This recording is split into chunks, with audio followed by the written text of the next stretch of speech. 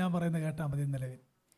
Amen. Those who are here, please listen carefully whatever we are going to say. വളരെ പ്രാർത്ഥനയോടെ നമ്മൾ ചില ആഴ്ചകളായിട്ട് ഒരു പർട്ടിക്കുലർ സബ്ജക്റ്റിൻ്റെ ചില കാര്യങ്ങൾ ചിന്തിക്കുകയായിരുന്നു. For the past few weeks we were thinking through a particular subject. അതൊന്ന് ഒന്ന് കണ്ടിന്യൂ ചെയ്ത് ഒന്ന് കൺക്ലൂഡ് ചെയ്യണമെന്നാണ് ഞാൻ വിചാരിക്കുന്നത്. സാധിക്കുമെന്ന് ഐ ഡോണ്ട് നോ എത്രമാത്രം പറയാൻ പറ്റുമെന്ന് അറിയില്ല. I am hoping that today I like to conclude and I am not too sure how long I can go through. വളരെ പ്രാർത്ഥന വേണം. ദൈവവചനത്തിന് മുമ്പാകെ ഞാൻ തെറ്റായി പ്രസംഗിക്കുകയാണെങ്കിൽ കർത്താവിൻ്റെ മുന്നിൽ ഞാൻ കണക്ക് കൊടുക്കേണ്ടതാണ്. നിങ്ങൾ അത് ഗ്രഹിക്കുന്നില്ല എങ്കിൽ നിങ്ങൾ കണക്ക് കൊടുക്കേണ്ടതാണ്. If I am dividing the word incorrectly, I need to give an account to my Father. And if you are not listening and following through what the word of God is saying, then you all are accountable in front of the Lord. പ്രത്യേകിച്ച് ഞാൻ എപ്പോഴും പറയുന്ന പോലെ ഇവിടെ ശുശ്രൂഷയിൽ സഹായിക്കുന്ന ആളുകൾ, പാട്ടുപാടുകയോ മറ്റ് ശുശ്രൂഷയിൽ സഹായിക്കുന്ന ആളുകൾ മറ്റ് normal ബിലീവേഴ്സിനേക്കാൾ വചനപരിജ്ഞാനമുള്ളവരായിരിക്കണം. Especially those who are taking part of certain things as a ministry, those who need a thorough understanding, a little bit better understanding of the word of God than others. നിങ്ങൾ ആ ശുശ്രൂഷയ്ക്ക് വേണ്ടി പ്രാർത്ഥിക്കണം, വേദപുസ്തകം വായിക്കണം, well prepared ആയിട്ട് ചർച്ചയിൽ വരാവുള്ളൂ. For that particular ministry, you need to separate some time and pray and also be prepared and give more importance to it. ആ കാര്യത്തിൽ ഒരു സഭായോഗത്തിൽ അല്ലെങ്കിൽ ഒരു മീറ്റിംഗിൽ നിങ്ങൾ ആ ശുശ്രൂഷയുടെ ഭാഗമാണ് എന്ന കാര്യം മറന്നു പോകരുത്. Do not ever forget that you are one of the members of that particular ministry. അതുകൊണ്ട് വളരെ ഗൗരവമായിട്ട് വേണം ഇരിക്കാൻ. തിരുവെഴുത്തിന് മുമ്പാകെ അതീവ ഗൗരവമായിട്ടിരിക്കണം, വളരെ ശ്രദ്ധയോടിരിക്കണം. ബെറിയൻസിനെ പോലെ വളരെ കൃത്യതയോടെ നമ്മളത് പരിശോധിക്കപ്പെടേണ്ടതാണ്. So take it seriously and we need to listen like Bereans listen to the word of God and we need to examine what we are listening and sit very carefully. ഞാൻ ഈ കഴിഞ്ഞ ആഴ്ചയിൽ ഒരു സന്ദേശം പറയേണ്ടതായിട്ട് വന്നു ഒരു ഓൺലൈനിൽ. I happened to deliver a message last week through online. ഞാൻ ഈ അടുത്ത കാലത്ത് എനിക്ക് വന്നിരും 2-3 മാസത്തിനിടയ്ക്ക് വചനം പറഞ്ഞതിലേക്കും ആളുകളുടെ അകത്ത് ഇത്രയും തീ കത്തിയൊരു പ്രസംഗം ഞാൻ നടത്തിയിട്ടില്ല. For the past few weeks, actually, I haven't delivered such type of message which actually burned in the person's mind, like which gave people a repentance. പല ആളുകളും ആ വചനത്തിന് മുമ്പാകെ തകരുന്നതും കരയുന്നതും അതിനുശേഷം പലരും എന്നെ വിളിക്കുകയും അങ്ങനെ ദൈവവചനത്തിൻ്റെ ശക്തി വീണ്ടും ശുശ്രൂഷയിൽ കഴിഞ്ഞ ആഴ്ച തിരിച്ചറിയാൻ കർത്താവ് എനിക്കൊരു അവസരം ഒരുക്കി. Last week I got a chance and I got a blessing from God that I came to realize that how much the word of God is acting through and dividing the heart of different people. ഞാൻ എപ്പോഴും പറയാറുണ്ട്, ഈ പറയുന്ന കാര്യത്തിൻ്റെ ടോണിനകത്തൊന്നും കാര്യമില്ല. തിരുവെഴുത്തങ്ങ് പറഞ്ഞാൽ മതി, അത് കർത്താവ് ആ തിരുവെഴുത്തിലൂടെ തൻ്റെ പ്രവൃത്തി നയിക്കുകയാണ്. I usually mention that the tone of the word of God doesn't matter, but the word of God is double-edged and sharper than any sword and it divides the thoughts of men. എനിക്ക് തോന്നുന്നു Spurgeon ഒരിക്കൽ പറഞ്ഞു, ഒരു കേജിനകത്ത് ഒരു സിംഹത്തെ സൂക്ഷിച്ചു വെച്ചിട്ട് ആളുകൾ പറയുകയാണ്, സിംഹത്തിനൊന്നും വരാതിരിക്കാൻ വേണ്ടിയാണ് ഈ കേജിനകത്ത് സിംഹത്തെ സേഫാക്കി വെച്ചേക്കുന്നതെന്ന് പറഞ്ഞു. Spurgeon once mentioned that if a lion was kept in a cage, then people were commenting that the lion should not happen to have any kind of accidents. That is the reason, in order to protect the lion was being caged. എന്നിട്ട് Spurgeon ഇങ്ങനെ പറഞ്ഞു, നിങ്ങൾ ലയനെ കേജിനകത്ത് സൂക്ഷിക്കേണ്ട, അതിനെ തുറന്നു വിട്ടാൽ മതി, അത് സേഫ് ആയിക്കോളൂ എന്ന് പറഞ്ഞു. But Spurgeon mentioned to the people that in order to be a lion safe, we do not want to keep an animal inside a cage. Let that animal be free. എന്ന് പറഞ്ഞ പോലെ ദൈവവചനത്തിന്റെ വാതിലങ്ങ് തുറന്നാൽ മതി, കർത്താവ് ആ കാര്യം എല്ലാം എന്ത് ചെയ്തോളും. നമ്മൾ ഈ പണ്ടൊക്കെ ഞാൻ ഓർത്തായിരുന്നു, ഇങ്ങനെ വലിയ ഫുൾ സിംഗിലൊക്കെ പറഞ്ഞു ഒരു കാര്യം അതുകൊണ്ടില്ല, ഒരു ഇമോഷണൽ മാനിപ്പുലേഷൻ ഉണ്ടാവുന്നല്ലാതെ ഒന്നും സംഭവിക്കുകയില്ല. തിരുവെടുത്തകത്ത് വന്ന് ക്രിയ ചെയ്ത് ഡെയിലി ലൈഫിൽ വ്യത്യാസം വരണം, ഇല്ലെങ്കിൽ ഒരു പ്രയോജനമില്ല. But we do not want to change the tone of the message or anything, but we have to preach the truth and the word of God will carry it on to completion. ഞാനൊരു 12 കാര്യം പെട്ടെന്ന് പറയാനായിട്ട് പോവാണ്. I'm going to tell 12 things. നമ്മളെ ആ last വീക്കിൽ ഞാൻ just ഒന്ന് തുടങ്ങിയായിരുന്നു. 2 കൊരിന്ത്യൻസ് 7:1 നമ്മൾ അവസാനമായിട്ട് എടുത്ത വാക്യം. Last week I just touched that verse, and last time we mentioned 2 Corinthians chapter 7 verse 1. എല്ലാവർക്കും ആ വാക്യത്തിന് വിശദീകരണം അറിയാം. പ്രിയമുള്ളവരെ, ഈ വാക്തത്വങ്ങൾ ശേഷിച്ചിരിക്കയാൽ നമുക്ക് ഈ വാക്തത്വങ്ങൾ നമുക്കുള്ളത് കൊണ്ട് ജഡത്തിലെ ആത്മാവിലെ സകല കന്മഷവും നീക്കി നമ്മെ തന്നെ വെടിപ്പാക്കി ദൈവഭയത്തിൽ വിശുദ്ധിയെ തികച്ചുകൊള്ളുവീൻ. Therefore, having these promises, beloved, let us cleanse ourselves from all defilement of flesh and spirit, perfecting holiness in the fear of God. എന്ന് പറഞ്ഞാൽ ആ കന്മഷത്തെ നീക്കണം, ഡിഫൈൽമെന്റിനെ നീക്കണം. We need to get rid of the അത് defilement of flesh ജഡത്തിൽ and നിന്ന് spirit. നീക്കണം, ആത്മാവിൽ നിന്ന് നീക്കണം. We need to remove the defilement from flesh and spirit. ഓരോ ദിവസം കഴിയുന്തോറും തന്റെ പുത്രനെ പോലെ നമ്മൾ അനുരൂപമായിക്കൊണ്ടിരിക്കണം. Being transformed like his son, we need to be transformed daily. എന്ന് പറഞ്ഞാൽ കർത്താവ് കണ്ടതുപോലെ കാണണം, നടന്ന പോലെ നടക്കണം, കർത്താവ് ഡീൽ ചെയ്തതുപോലെ ഡീൽ ചെയ്യണം, കർത്താവ് റെസ്പോണ്ട് ചെയ്തതുപോലെ റെസ്പോണ്ട് ചെയ്യണം. അതാണ് ബിക്കമിങ് ലൈക്ക് ക്രൈസ്റ്റ് എന്നതിന്റെ ഒരർത്ഥം. The meaning of becoming like Christ means how Christ heard, how Christ saw, how Christ dealt with each and every incident. We need to do the same. അങ്ങനെ നമ്മൾ ഇവിടെ വെച്ചാകുമ്പോഴാണ് കർത്താവിന്റെ വരവിങ്കൽ നമ്മൾ അവനെ പോലെ ആവുന്നത്. അല്ലാതെ all of a sudden overnight event അല്ല. It is happening right now down here. Amen. It is not happening being like Christ within a moment, but it is a slow but continual process to be transformed each and every day, slowly by day and night. നമ്മൾ കഴിഞ്ഞ ആഴ്ച ചിന്തിച്ചതിന്റെ ആ ഭാഗം ഇതാണ്. അങ്ങനെ defilement നീക്കുന്നില്ലെങ്കിൽ വിശ്വാസികൾക്ക് എന്ത് സംഭവിക്കുമെന്നതാണ് നമ്മുടെ ചിന്താപക്ഷയം. ഡിഫൈൽമെന്റ് നീക്കുന്നില്ലെങ്കിൽ വിശ്വാസികൾക്ക് എന്ത് സംഭവിക്കും? What will happen to a believer if he didn't remove the defilement of the flesh and spirit? That's what we are thinking. എല്ലാവരും ചിന്തിക്കുന്നത് പാപം ഏറ്റു പറഞ്ഞ് അങ്ങനെ അങ്ങ് പോയാൽ മതി. നോ, ഞാൻ പറഞ്ഞ കാര്യങ്ങളെല്ലാം ഒന്നും മറന്നു പോകരുത്. ഒരു കോൺസിക്വൻസസ് ഓഫ് സിൻ ഉണ്ട്, വളരെ ഗൗരവമായിരിക്കണം. ഒരു കാരണവശാലും പാപം ചെയ്യാതിരിക്കാൻ ദൈവത്തോട് പ്രാർത്ഥിക്കണം. I reminded that do not ever commit sin, because sin has consequences even if we regret about that sinning. നോക്കൂ, അങ്ങനെങ്കിൽ കന്മഷം നീക്കിയില്ലെങ്കിൽ what happens when a believer sins? അതാണ് ഞാൻ 12 കാര്യം പറയാൻ പോകുന്നത്. I am going to tell what happens to a believer if he is not removing the defilement ഞാൻ of sin. പറയുന്ന എല്ലാ കാര്യത്തിനും ഓരോ വാക്യവും തരും. ഓരോ വാക്യം നന്ന് പെട്ടെന്ന് പെട്ടെന്ന് പോകും. For the 12 things I am going to give each verses. ഒരു കാര്യം ഞാൻ കഴിഞ്ഞ ആഴ്ച പറഞ്ഞായിരുന്നു. when a believer sin, he loses his fellowship with God. One thing I mentioned last week, that when a believer sins, he loses his fellowship with God. എന്താ കർത്താവുമായിട്ടുള്ള കൂട്ടായ്മ നഷ്ടപ്പെടും എന്ന് പറഞ്ഞാൽ അതിന്റെ അർത്ഥം? What is the meaning of losing fellowship with God? നിങ്ങൾ 1 John chapter 1 verse 6 and 7 നോക്കിയേ. 1 John chapter 1 verse 6 and 7. ഞാൻ പെട്ടെന്ന് ഇവിടുത്തെ വാക്യങ്ങൾ വായിച്ചു പോകാം. അവനോട് കൂട്ടായ്മ ഉണ്ട് എന്ന് പറയുകയും ഇരുട്ടിൽ നടക്കുകയും ചെയ്താൽ നാം ഫോഷ്ക്ക് പറയുന്നു. കണ്ടോ, ഒരുവൻ കർത്താവിനോട് കൂട്ടായ്മ ഉണ്ടെന്ന് പറയുകയും കർത്താവിൻ്റെ സ്വഭാവത്തിന് വിരുദ്ധമായത് ചെയ്യുകയും ചെയ്താൽ അവൻ പറയുന്നത് ഫോഷ്ക്കാണ്. അവൻ loses his fellowship with God. If we knowingly sin, and the verse is saying in first letter of John chapter 1 verse 7, but if we walk in the light as he himself is in the light, we have fellowship with one another, and the blood of Jesus his son cleanses us from all sin. If we say that we have no sin, we are deceiving ourselves and the truth is not in us. Praise the Lord. പ്രിയപ്പെട്ടവരെ, നമ്മുടെ ഇടയിൽ ഇത് ഒത്തിരി ഉണ്ട്. കർത്താവിനോട് യാതൊരു intimacy ഇല്ലാത്ത, കർത്താവിനോട് സ്നേഹമില്ലാത്ത, കർത്താവിനോട് നിയർനെസ് ആയിട്ടില്ലാത്ത, തിരുവെഴുത്തിനോട് യാതൊരു ബന്ധവുമില്ലാത്ത ഒരു ഹ്യൂജ് നമ്പേഴ്സ് നമ്മുടെ ഇടയിൽ ഉണ്ടെന്നുള്ളത് സത്യമാണ്. That is the effect of our sins. Amen. One of the consequences of sin is we are losing fellowship, and the majority of the believers are, though they are saying that they are walking in the light, they lose their fellowship with him and they are literally walking in darkness. നമുക്കറിയാം, വീട്ടിലൊരു മകൻ തെറ്റ് ചെയ്താൽ പിന്നെ അപ്പൻ്റെ മുന്നിൽ നിൽക്കാൻ പറ്റുകയില്ല.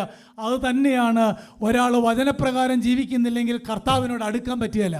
Amen. If we commit a sin, especially if we are doing something wrong inside a house, then we tend to avoid our parents if we know that that's a disobedience. Similarly, if we commit a sin, then we are losing fellowship with our Father. ഒന്നാമത്തെ കാര്യം ഞാൻ പെട്ടെന്ന് വിടുകയാണ്, കർത്താവുമായിട്ടുള്ള fellowship. ഞാൻ ആത്മാർത്ഥത്തോടെ ചോദിക്കട്ടെ, ഇവിടെ ഇരിക്കുന്ന ഇന്ന് നമ്മുടെ അംഗങ്ങൾ കുറവാണ്.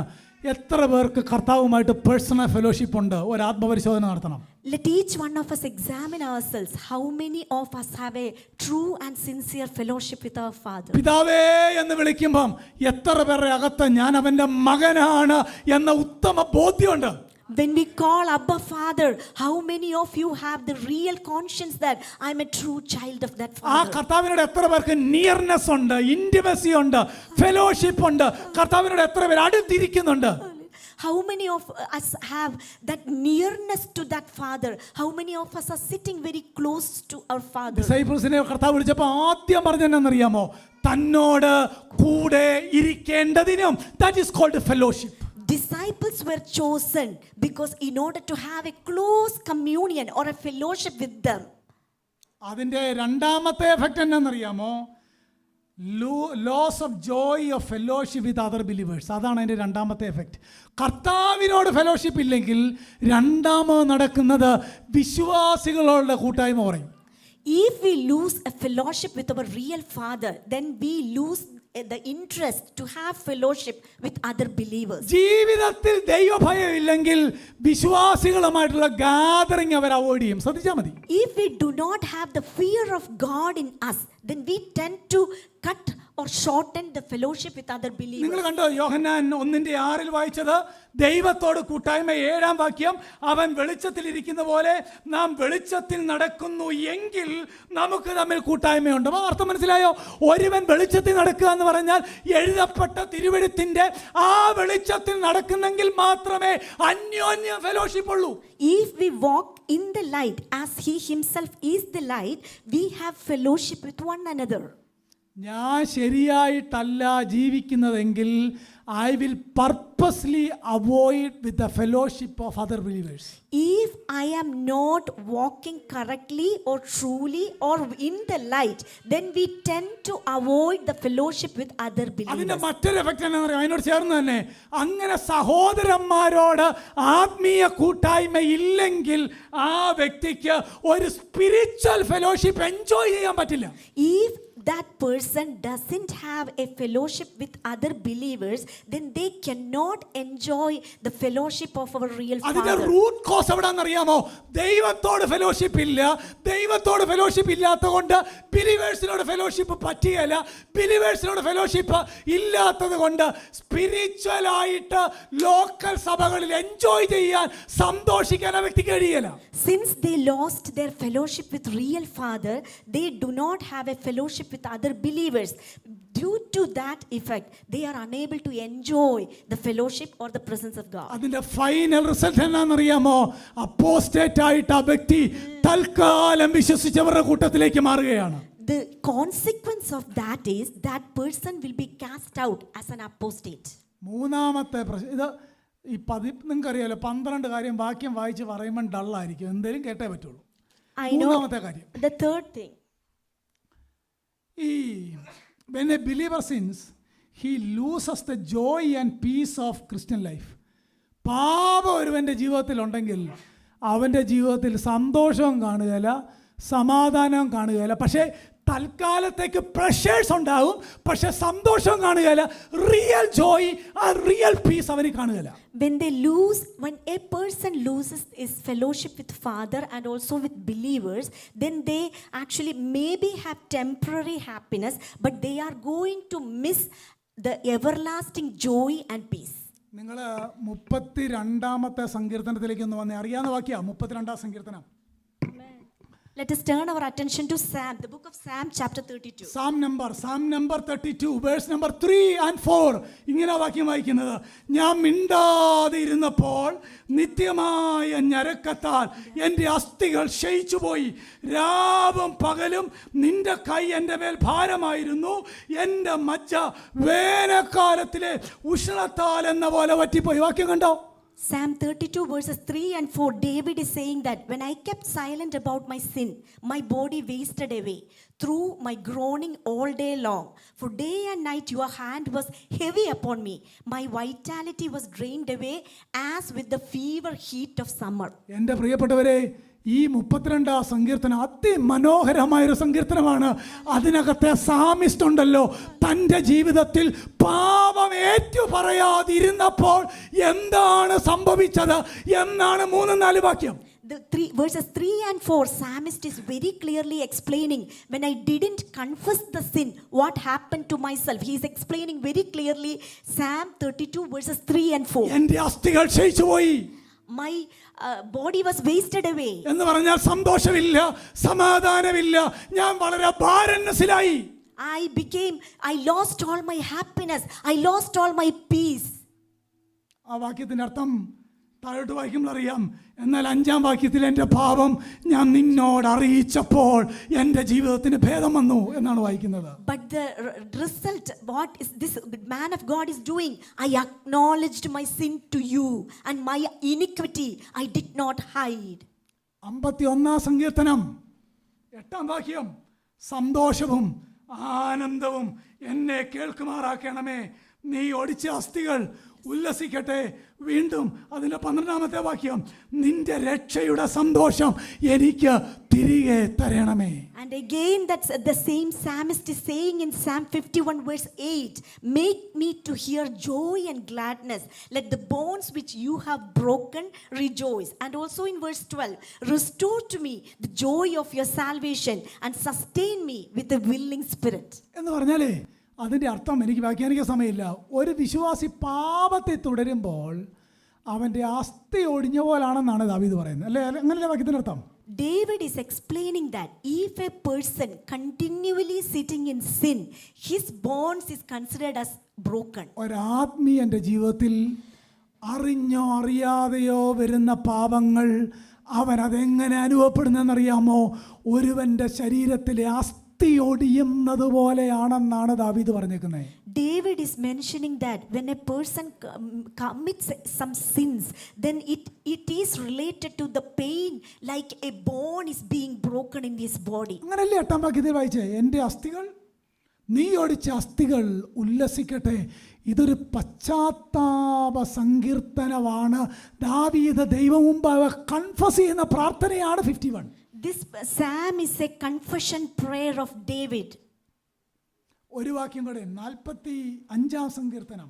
ഇതൊക്കെ കല്യാണത്തിനെ വായിക്കാറില്ല, അതുകൊണ്ട് നമ്മൾ ശ്രദ്ധിക്കാറില്ല. 45-ാം സങ്കീർത്തനം അതിൻ്റെ 7-ാമത്തെ വാക്യം എത്ര സീരിയസ് ആയിട്ട് എഴുതിയേക്കുന്നത് നോക്കി. സാമിസ്റ്റ് പാടുക, നീ നീതിയെ ഇഷ്ടപ്പെട്ട് ദുഷ്ടതയെ ദേഷിക്കുന്നു, അതുകൊണ്ട് ദൈവം നിന്റെ ദൈവം തന്നെ നിന്നെ കൂട്ടുകാരിൽ പരമായി ആനന്ദതൈലം കൊണ്ട് അഭിഷേകം ചെയ്യുന്നു. അവിടുത്തെ 2 കാര്യം കേട്ടോ, നീതിയെ ഇഷ്ടപ്പെടണം, ദുഷ്ടതയെ എന്ത് ചെയ്യണം? ദേഷിക്കണം. എന്നാൽ ആനന്ദതൈലം കൊണ്ട് അഭിഷേകം ചെയ്യും. Amen. Hallelujah. Here psalmist is saying that if we love righteousness and if we hate wickedness, then our God will anoint us with the oil of joy above our fellows. പ്രിയപ്പെട്ടവരെ, ആ സങ്കീർത്തനത്തിൻ്റെ ഒരർത്ഥം എന്നാണെന്നറിയാം? സന്തോഷത്തോടെ ജീവിക്കാൻ ഒരു പ്രീ റിക്വസിസ്റ്റ് ഉണ്ട്. Amen. In order to lead a happy and joyful life, there is a prerequisite. എന്താ? നീതിയെ ഇഷ്ടപ്പെടുക. Wickedness. ഒന്ന് പൂടിക്കേ, എനിക്കറിയാമായിരുന്നു ഇത് പ്രസംഗിക്കാൻ നേരത്തെ തന്നെ ഇങ്ങനെ ആവുമെന്ന് എനിക്കറിയാം. ഞാൻ ഒത്തിരി നേരം ആലോചിച്ചിട്ടാണ് വന്നേ. The prerequisite to have a joyful life is love righteousness and hate wickedness. Praise the Lord. Hallelujah. ഒറ്റ പ്രീ റിക്വസിസ്റ്റ് എന്താ? നീതിയെ ഇഷ്ടപ്പെടുക. Hallelujah. Stotram. Only one prerequisite to lead a joyful and happy life, love righteousness and hate wickedness. Praise the Lord. അങ്ങനെയെങ്കിൽ സന്തോഷമായിട്ട് ജീവിക്കാൻ ഒറ്റ മാർഗ്ഗമുള്ളൂ, നീതിയെ ഇഷ്ടപ്പെടുക. In order to have a joyful life, love righteousness. നിങ്ങൾക്കറിയാമോ, ഈ ഫിലിപ്പി ലേഖനത്തെ ഏറ്റവും അധികം ജോയ്, ഹാപ്പി അല്ലെങ്കിൽ ജോയ് ഇൻ ദ ലോർഡ് അങ്ങനെ വായിക്കുന്ന ഒരു പുസ്തകമാണ്. We all are familiar that in the book of Philippians, rejoice in the Lord, joy. We can see several times that word is being repeated. ആ ബുക്കിനെ ചില ആൾക്കാർ വിളിക്കുന്നത് ബുക്ക് ഓഫ് ജോയ് എന്നാണ്. That book was mentioned, titled as the book of joy. അതിനവർ പറയുന്ന ന്യായം എന്നാണെന്നറിയാമോ? There is no word sin mentioned in the entire epistle. Amen. Because the reason behind that the book of joy came to titling, because there is no word of sin mentioned in the whole epistle. അതിന്റെ അർത്ഥം തന്നെ പാപം ഇല്ലാത്തടത്ത് എന്തോ ഉണ്ട്? Sandosham. Real Joy ഉണ്ട്. Amen. If there is the lack of sin, there is true joy. എന്നറിയാമോ നമ്മളിൽ പലർക്കും സന്തോഷമില്ലാത്ത? Do you know why we all are not happy? We are entertaining something that is not pleasing God. We are, amen, hallelujah. നമ്മൾ മറ്റു പലതിലും ആനന്ദിക്കുകയാണ്. അത് കർത്താവിന് പ്രസാദമല്ല. അതുകൊണ്ടാണ് നമുക്ക് റിയൽ ജോയ് ഇല്ലാത്തത്. We are entertaining something that God hates. That's the reason we are lacking the true joy in each one of our life. ഒരു ഭക്തൻ പറഞ്ഞൊരു വാചകം ഇതാണ്: To the extent that you love righteousness, to that extent you will be happy. Amen. To the extent you tolerate sin, to that extent your life will be miserable. Amen. Hallelujah. Hallelujah. 3 കാര്യം മനസ്സിലായില്ലേ? അത്രയും പറയാനേ സമയമുള്ളൂ. 4-മത്തേത് ഈ ഒരു അടുത്തത് അത്ര ലിറ്ററലായിട്ട് എടുക്കണ്ട, എങ്കിലും അർത്ഥമുണ്ട്. When a believer sin, he loses his physical health and vitality. When a believer sins, he loses his physical health and vitality. വാക്യം മാത്രം ഞാനൊന്ന് കാണിച്ചു തരാം. I'm going to show the verse. പ്രോവർബിലേക്ക് ഒന്ന് വന്നേ. Proverb chapter 14 verse 30. 14-ാം അധ്യായം സദൃശവാക്യം 14-ന്റെ 30-ാമത്തെ വാക്യം. നമുക്ക് എല്ലാവർക്കും ആ വാക്യം പരിചയമാണ്. ഞാനൊന്ന് വായിച്ചു കേൾപ്പിക്കാം. ഇതാണ് വാക്യം: ശാന്ത മനസ്സ് ദേഹത്തിന് ജീവൻ, അസൂയയോ അസ്ഥിക്ക് ദ്രവത്വം. A tranquil heart is life to the body, but passion is rottenness to the bones. പ്രിയപ്പെട്ടവരെ, ഒരല്പം വിവരിക്കാം. I'm going to explain a little bit. Proverbs chapter 14 verse 30. അസൂയ അസ്ഥിക്ക് ദ്രവത്വം. But passion is rottenness to the bones. envy. But envy, the rottenness of the bones. എന്നെ ഇതെല്ലാവരും നോക്കിയേ. നമുക്ക് ആരോടേലും അസൂയ ഉണ്ടെങ്കിലുണ്ടല്ലോ, നമ്മൾ ചിന്തിക്കുന്നത് ഈ അവൻ മുടിഞ്ഞു പോകണമെന്നാ. പക്ഷെ അവനൊന്നും പറ്റിയല്ല. If we have any jealousy towards anyone, that person won't be consumed. നമ്മളിങ്ങനെ പല്ല് ഞറമ്മി നമ്മുടെ അസ്ഥി ഉരുകല്ലാതെ മറ്റവന് അറിയുന്നു പോലുമില്ല. അവൻ ജോലി ചെയ്ത് നല്ല വീടും നല്ല കാറും നല്ലപോലെ പിള്ളേരെയും പഠിപ്പിച്ച് എന്ത് ചെയ്യുക? അസൂയ കൊണ്ട് ഒരു ദോഷം ഒരാൾക്കുണ്ടാവും. ആർക്കാണെന്നറിയാവോ? അസൂയപ്പെടുന്നവർക്ക് മാത്രം. അസൂയ അസ്ഥിക്ക് ദ്രവത്വം. Envy is rottenness to the bones. If you are jealousy towards someone, that person didn't have any problem, but the person who is being jealousy will be consumed. പക്ഷെ നമ്മൾ ചിന്തിക്കുന്നത് നമ്മൾ അസൂയപ്പെട്ടാൽ അവൻ എന്തോ വരുമെന്ന്. Nothing will happen. But if we tend to be jealous towards someone, we think that something will happen to that person, but nothing will happen to that person. നമ്മുടെ pastor ഇടയ്ക്കിടയ്ക്ക് റോമാലേഖനം 12-ലെ വാക്യം പറയുമല്ലോ, സന്തോഷിക്കുന്നവരോടുകൂടെ കരയുന്നവരോട് കരയാൻ എന്നെ എളുപ്പം. മരിച്ച വീട്ടിൽ പോയാൽ ഞാനും കരയും. Our pastor usually mentions that it is so easy to cry with those who weep with those who weep, but it is so hard to be joyful with those who are joyful. നമ്മൾ അസൂയപ്പെട്ടാൽ നമ്മുടെ vitality നഷ്ടപ്പെടുന്നു എന്നാണ് Bible പറയുന്നത്. Bible clearly states that if we are becoming or being jealousy, then we are losing our vitality. അസൂയുള്ളവരോട് പറയാം, you are very foolish. If anybody has this feeling like jealous heart, then you are a foolish person. 4 കാര്യം മനസ്സിലായല്ലോ. ഇത്രയും serious ആയിട്ട് ഞാനിത് പറയാൻ കാര്യം എന്താണെന്നറിയാമോ? ഉണ്ടാകരുത്. I am telling this in a very serious way because we need to avoid these things. അടുത്തത് നമ്മൾ ഇന്നും വായിച്ചൊരു വാക്യമാണ്. Amen. Sin can take away our life. Today we meditated that verse. Sin can take away our life. നമുക്ക് എല്ലാവർക്കും അറിയാമല്ലോ അനന്യാസിന്റെ സഫീറയുടെ കാര്യം. We are all familiar with the family Ananias and Sapphira. ഞാൻ ഒരിക്കലും അത് ഇറ്റേണൽ പണിഷ്മെന്റ് ആണെന്ന് ചിന്തിക്കുന്ന ഒരാളല്ല. I am never thinking that that is an eternal punishment for that family. chastisement ആണ്. That is a അത് chastisement. സഭയ്ക്ക് ഭയം വരുത്താൻ ദൈവം ചെയ്തതാണ്. That is a warning to be fearful for that church. ഞാൻ നേരത്തെ പറഞ്ഞിട്ടുള്ളൊരു കാര്യം റിപ്പീറ്റ് ചെയ്യാനായിട്ട് പോകുന്നു. I am going to repeat one thing which I mentioned നമുക്ക് earlier. എല്ലാവർക്കും അറിയാം അനന്യാസും സഫീറയും അവരുടെ നിലം വിറ്റ് ഒരു 95% കൊണ്ടുപോയി കർത്താവിന് കൊടുത്തു. Ananias and Sapphira, they sold their property and almost 95% of their property they gave to the church. എന്നിട്ടും മരിച്ചു വീണു. Still they dead. They fell dead. അതെന്താ മരിച്ചു വീണതിന്റെ കാരണം? Have you ever thought why? 100% കൊടുത്തില്ല, അതുകൊണ്ടാണോ? Do you think that since they didn't deliver 100%, is that the reason of careful the ആയിട്ട് death? കേട്ടോ, 100% കൊടുക്കാത്തോണ്ടാണോ മരിച്ചു വീണേ? Do you think that they dead? Is it because they didn't deliver the 100%? No. That's not the reason. അവര് 100% കൊടുത്തതായിട്ട് pretend ചെയ്തു, അതാണ് പ്രശ്നം. They pretended that they gave 100%. മനസ്സിലാവുന്നോ? Hallelujah. Sin can Stotram, stotram. take away our life. Sin can take away a person's എന്ന് life. പറഞ്ഞാൽ നമ്മൾ honest ആയിരിക്കണം.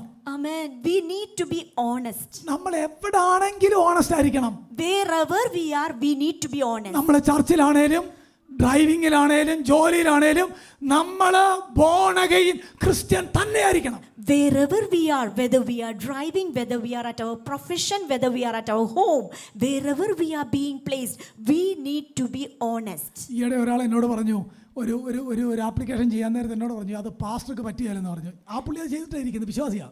One person, when he committed certain thing, then he was mentioning to me, Pastor, you cannot do that. പക്ഷേ ഈ പറഞ്ഞ ആൾ അത് ചെയ്ത് അത് തെറ്റ് കാണിച്ചിട്ടായിരിക്കുന്നത് എൻ്റെ അടുത്ത്. That person did that same sin towards me, and then he is saying that. അതിന്റെ ബെനിഫിറ്റ് പുള്ളിക്ക് കിട്ടി. That benefit also he reaped. എന്നിട്ട് പുള്ളി എന്നോട് പറയാം പാസ്റ്റർക്ക് പറ്റിയാലെന്ന് പറഞ്ഞു. Then he was mentioning to me, you cannot do that. ഈ ബൈബിളിൽ പാസ്റ്റർക്കും വിശ്വാസിക്കും സെപ്പറേറ്റ് സ്റ്റാൻഡേർഡ് ഇല്ല. എല്ലാവരും കേട്ടോ? In the book of Bible, there is no distinction between a believer and a pastor. Praise the Lord. പാസ്റ്ററും വിശ്വാസിയും തമ്മിൽ ഒരു കാര്യത്തിലെ വ്യത്യാസമുള്ളൂ. പാസ്റ്ററോട് പ്രത്യേക ഒരു കമാൻഡ് ഉണ്ട്, ഉപദേശിക്കാൻ സമർത്ഥനായിരിക്കണം. Except everything we all are equal. All things are equal except one thing specifically mentioned for being a pastor. They need to divide the word or instruct the word very carefully. നോക്കിയേ, അനന്യാസും സഫീറയും മരിച്ചു വീണു. Ananias and Sapphira, they got dead. നിങ്ങൾ ചിന്തിച്ചിട്ടുണ്ടോ ആ ജെറുസലേമിൽ ഒരു single dollar പോലും കൊടുക്കാത്ത 1000 ഓഫ് ആളുകൾ ജെറുസലേമിൽ അങ്ങോട്ടും ഇങ്ങോട്ടും സന്തോഷത്തോടെ നടക്കുകയാണ്. Have you ever thought that in that land of Jerusalem, a lot of people, they didn't even share a penny. Still they are living and roaming around that city without happening any death. ഒന്നും പറ്റുന്നില്ല. Nothing was happening to those families. പക്ഷേ 95% കൊടുത്ത ആൾക്കാർ എന്ത് ചെയ്തു? But the family which shared 95% of theirs, what happened to that family? What is the lesson from that passage? Amen. എന്താ അതിന്റെ അർത്ഥം? അതിന്റെ പാഠം എന്നാ? Amen. ദൈവത്തോട് അടുക്കാൻ മനസ്സില്ലെങ്കിൽ നിനക്ക് ഇഷ്ടമുള്ള പോലെ വഴിയെ നടക്കാം. പക്ഷെ ദൈവത്തോട് അടുത്ത് കഴിഞ്ഞാൽ you should be honest. Amen. If you are not getting closer to God, then you can take your own way and you can lead your life in whichever way you like. But if you are trying to get closer to God, then you need to be honest. God never demand perfection overnight. Amen. But he demand honesty from you. Amen. ഒരു രാത്രി കൊണ്ട് നിങ്ങളെല്ലാം perfect ആകണം എന്ന് കർത്താവ് പറയത്തില്ല. പക്ഷെ ഒരു നിമിഷമേ ഉള്ളൂ, നമ്മൾ ഓണസ്റ്റ് ആയിരിക്കണം. കർത്താവിനോട് അടുക്കാൻ മനസ്സില്ലെങ്കിൽ വഴിയെ നടക്കാം. കർത്താവിനോട് അടുത്ത് കഴിഞ്ഞാൽ വിശുദ്ധനായിരിക്കണം. God demands never perfection, but he always demands honesty. 2 Corinthians chapter 11 ഇന്ന് നമ്മൾ വായിച്ച വാക്യം, ചിലർ ബലഹീനരും ചിലർ രോഗികളും ചിലർ നിദ്ര കൊള്ളുന്നു. That is talking about physical death. Amen. We today mentioned from 2 Corinthians chapter 11, some people fell into sickness and some are fallen into death if we knowingly sin. പ്രിയപ്പെട്ടവരെ, ചാസ്റ്റൈസ്മെന്റ് എങ്ങനെയൊക്കെ വരുമെന്ന് അറിയാൻ പാടില്ല. അത് രോഗം വരാം, ബലഹീനത വരാം, അത് മരണം വരെ സംഭവിക്കാം. That is what Bible says. Amen. We are not too sure how the chastisement is going to affect us. It might be through sickness or it might happen to have a death. അത്രയും കാര്യം മനസ്സിലായോ പാപത്തിന്റെ effect? Amen. Hallelujah. ഇനി നിങ്ങൾ തീരുമാനിക്കാം നമുക്കത് ചെയ്യണോ വേണ്ടയോ എന്നുള്ള കാര്യം. Now we know the consequences of sin. Now we can decide whether to sin or to stay away from sinning. അടുത്തത്, if you continue in sin, you will experience barrenness in Christian life. Amen. Hallelujah. പാപത്തെ തുടർന്നാൽ productivity, fruit bearing, strength, spiritual strength, spiritual productivity, spiritual fruit bearing നഷ്ടപ്പെടും. Amen. If we keep continuing in sin, our sinning, then we become barren. Means not productive, unproductive at all. നമ്മുടെ കർത്താവ് പറഞ്ഞ ശ്രേഷ്ഠമായ ഒരു വാക്യം John chapter 15 അകത്തുണ്ട്. There is a verse in John chapter 15. എന്നിൽ വസിക്കാതെ ആർക്കും ഫലം കായ്ക്കാൻ. ഒരു ഒരു ഒരു ഒരു ഒരു പ്രീച്ചർ പറഞ്ഞത്, ഒരു ഭക്തൻ പറഞ്ഞത്, അദ്ദേഹം പറഞ്ഞത്, നമ്മുടെ വാഴ്ത്തപ്പെട്ട കർത്താവ് പറഞ്ഞ ഏറ്റവും പ്രധാനപ്പെട്ട വാക്യം അതാണെന്നാണ് പറഞ്ഞത്. എന്നിൽ വസിക്കാതെ ആർക്കും സ്വയമായി ഫലം കായ്ക്കാൻ കഴിയുകയില്ല. If you continue in sin, you will experience barrenness. Amen. If you are not abiding in me, you cannot bear fruit. That is explicitly mentioned in John chapter 15. That's why if you are sinning or if you commit sin, you live in barrenness. പ്രിയപ്പെട്ടവരെ, 3 തരത്തിലുള്ള ഫലത്തെ പറ്റി ബൈബിളിനകത്തുണ്ട്. There are 3 kinds of fruit in the book of Bible mentioned about that. ഇവിടെ ഇരിക്കുന്ന എല്ലാവരും ഓർത്ത് നോക്കിയേ, new ടെസ്റ്റ്മെന്റിനകത്ത് 3 types of ഫ്രൂട്ടിനെ പറ്റി പറയുന്നുണ്ട്. 3 types of fruit we can see in the New Testament. ഒന്ന് ഫ്രൂട്ട് ഓഫ് സ്പിരിറ്റ് ആണ്. One is the fruit of the Spirit. Second, fruit in the ministry ആണ്. Second one is fruit in the ministry. Third, fruits in good works. The third one is fruit in good works. എല്ലാത്തിനും ബാക്കിയുണ്ടല്ലോ. ആത്മാവിന്റെ ഫലം, വേലയുടെ ഫലം, നിങ്ങളെ അവൻ രക്ഷയ്ക്കായി വിളിച്ചിരിക്കുന്നത് നിങ്ങൾ സൽപ്രവർത്തികളിൽ ഫലമുണ്ടാകണം. Fruit of the spirit, fruit of the ministry and fruit of good works. Amen. Fruit of the Spirit, fruit of good ministry and fruit of good work. അങ്ങനെയെങ്കിൽ പ്രിയപ്പെട്ടവരെ, നമ്മൾ കർത്താവിന് ഇഷ്ടമില്ലാത്തത് നമ്മൾ എൻ്റർടൈൻ ചെയ്യുവാണെങ്കിൽ ഈ 3 മേഖലയിലും ബാരൻനെസ് ഉണ്ടാകും. ഈ 3 മേഖലയിലും പ്രൊഡക്ടിവിറ്റി നഷ്ടപ്പെടും. ഈ 3 മേഖലയിലും സ്ട്രെങ്ത് നഷ്ടപ്പെടും. പിശാചിന് നമ്മൾ വളരെ അടുത്ത ഇരയായിട്ട് മാറും. But if we commit sin, we lose the fruit of the Spirit, fruit of the ministry, fruit of good works, and then we will be praised to devil. He loses spiritual strength, spiritual productivity and fruit bearing. Amen. Stotram. ഈ ആത്മീയതയെ ഗൗരവമായി കാണാത്തവർക്ക് ഇതൊന്നും കേട്ടിട്ട് ഒരു കാര്യമില്ല, അല്ലേ? ഓ, കയറും, ഞങ്ങളെ ബാധിക്കുന്ന കാര്യേ. പക്ഷെ അങ്ങനല്ല. ഒരുവൻ ബൈബിൾ ഫോളോ ചെയ്യാൻ ആഗ്രഹിക്കുന്ന ക്രിസ്ത്യാനിയാണെങ്കിൽ ആ വ്യക്തിയിൽ ഫ്രൂട്ട് ഓഫ് സ്പിരിറ്റ് ഉണ്ടായിരിക്കണം. ഈ ഫ്രൂട്ട്സ് ഓഫ് സ്പിരിറ്റ് എന്നല്ല വായിക്കുന്ന, ആത്മാവിൻ്റെ ഫലങ്ങളോ എന്നല്ല, ആണോ? ഫലമോ. അതായത് നമ്മൾ പറയാ സ്നേഹം കുറച്ചുണ്ട്, ക്ഷമ തീരെയില്ല, അങ്ങനെ പറ്റിയല്ല. ആ പാക്കേജിനകത്ത് ഒരു സിമ്പിൾ എക്സാമ്പിൾ പറഞ്ഞാലേ, ഒരു ഓറഞ്ചിനകത്തുനിന്ന് എവിടെ എടുത്താലും ഓറഞ്ചാണ്, അല്ലേ? Got the example? Hallelujah. ഇതാണ് ആത്മാവിൻ്റെ ഫലം. ഒരുവൻ രക്ഷയിലേക്ക് വരുമ്പോൾ കർത്താവ് ന്യൂ ഹാർട്ട് അവന് കൊടുക്കുകയാണ്.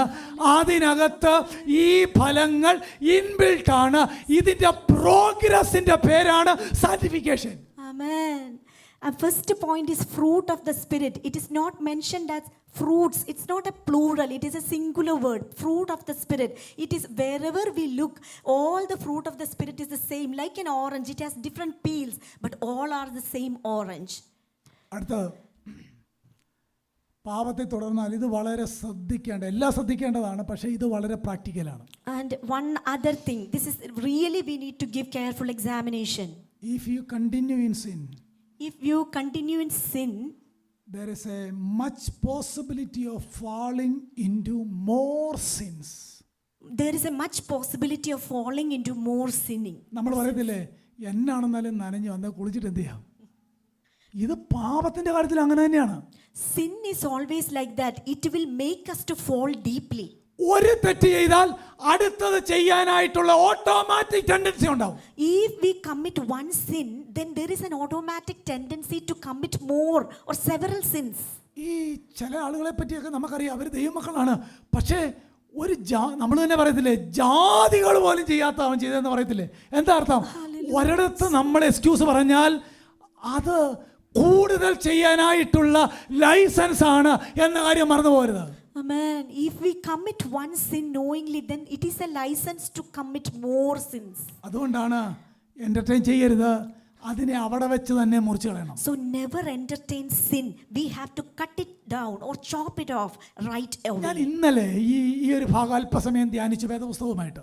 Yesterday also I was meditating in this portion with the word of God. എനിക്ക് ഈ സെന്റൻസിന്റെ വാക്യങ്ങളൊന്നും കിട്ടുന്നില്ലായിരുന്നു. I was unable to find a proper verse for this particular പക്ഷേ എനിക്കൊരു point. എക്സാമ്പിൾ ഓൾഡ് ടെസ്റ്റമെന്റിൽ നിന്ന് കിട്ടി. Then I got an example from the Old Testament. ദാവീദ് ശൗലിനെ പേടിച്ച് ഓടുന്ന ഒരു ഭാഗം ഫസ്റ്റ് സമൂവേൽ അവസാന അധ്യായങ്ങളിലുണ്ട്. First Samuel, towards the end of the book of First Samuel, we can see David was being afraid of his own Saul, and he was running away in order to be escaped from Saul. അങ്ങനെ പോയി ദാവീദ് എനിമികളുടെ ആ military ചെന്ന് ചേർന്നു. And David get into the captivity of the enemy group. എനിമിയുടെ അതിനകത്ത് join ചെയ്തു. David joined the enemy group of that enemies. എന്നിട്ട് ഇസ്രായേലിനെ വിളിക്കുന്ന ഒരു പേരുണ്ട്.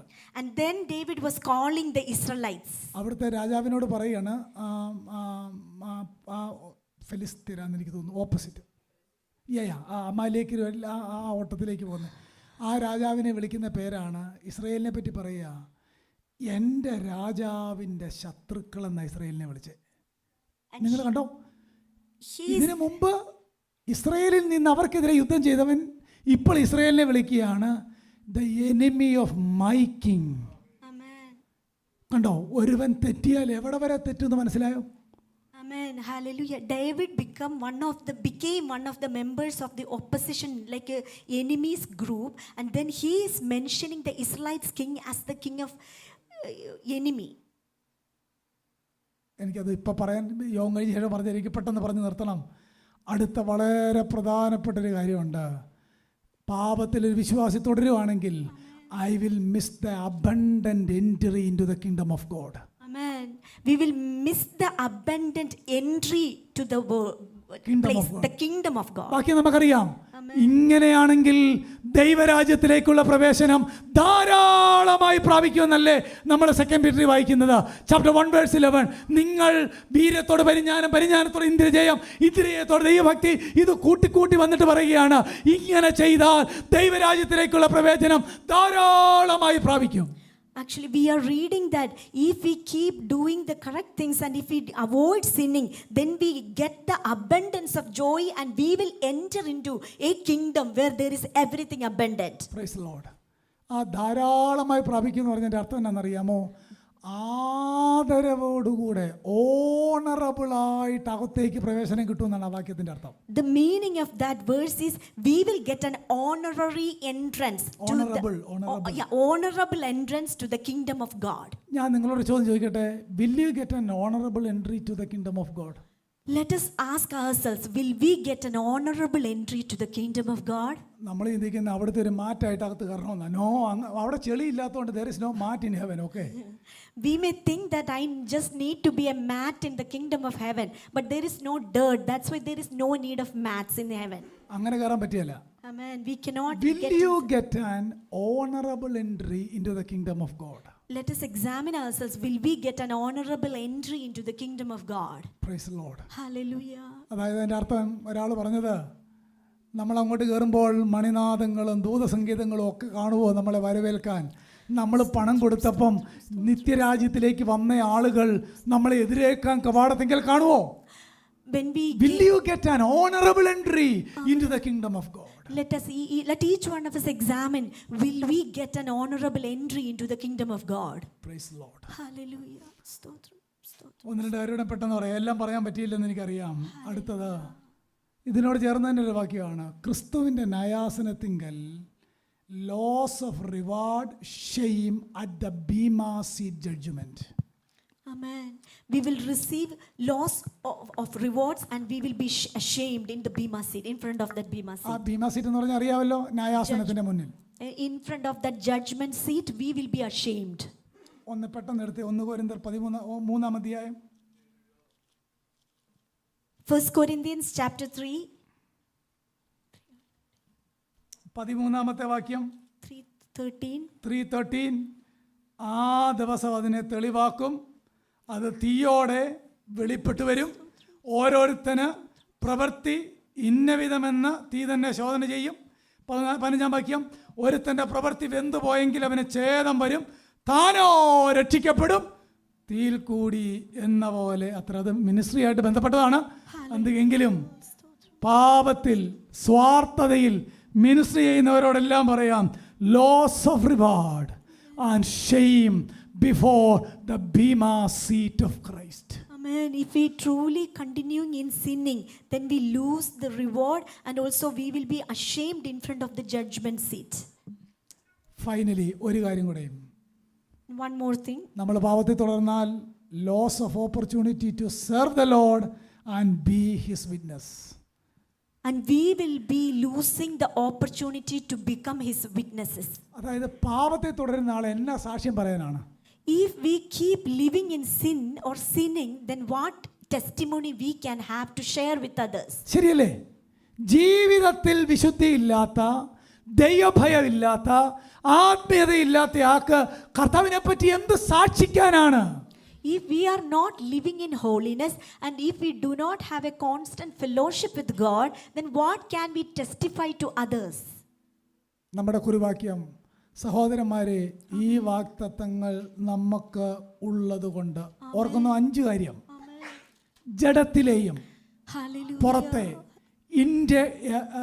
എക്സ്റ്റേണലായിട്ടുള്ള പാവത്തെ നീക്കി, ആത്മാവിലെയും ഇന്റേണലായിട്ടുള്ള പാവത്തെ നീക്കി, ദൈവ ഭയത്തിൽ അതിനു മുമ്പ് അതിനെ ആ കന്മഷം നീക്കി, ഡെലിബറേറ്റ് ആയിട്ട് അതിനെ നീക്കി, ദൈവ ഭയത്തിൽ വിശുദ്ധിയെ തികച്ചുകൊള്ളുവീൻ. Let us not forget the verse which we read.